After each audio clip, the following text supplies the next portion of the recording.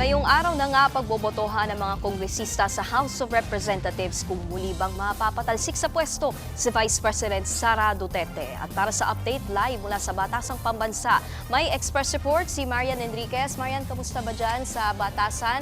May mga nagaganap na ba?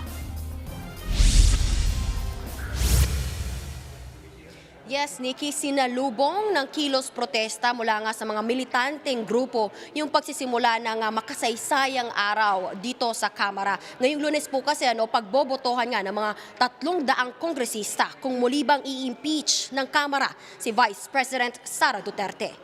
Bandang alas 10 nga po ngayong umaga nang magsimulang mag-rally yung mga makakaliwang grupo ng bagong alyansang Makabayan at Kilosang Mayo 1 doon sa South Gate nitong Batasang Pambansa. Panawagan nila i-impeach at litisin na sa Senado ang bise. Matatandang ang 3 kongresista ng Makabayan Bloc ang pinakaunang naghain ng reklamong impeachment laban kay Vice President Sara.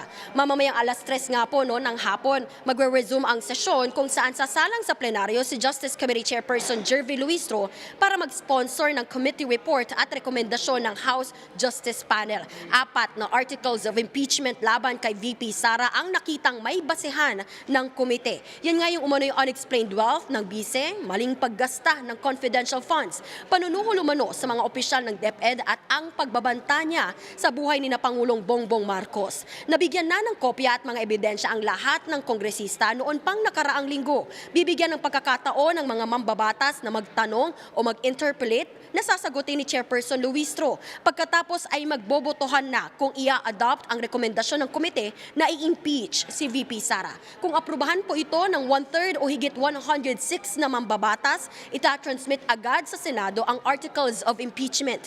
Inaasahan na rin i-anunsyo kung sino-sino ang 11-man prosecution panel na harap sa Senado.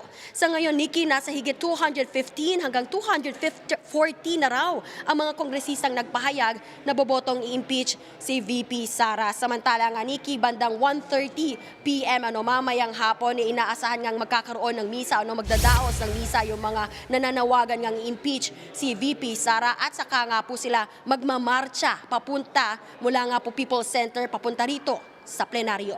Yan muna ang latest dito sa Kamara. Balik sa'yo, Nikki. Yan ang express report ni Marian Enriquez live mula sa Batasang Pambansa.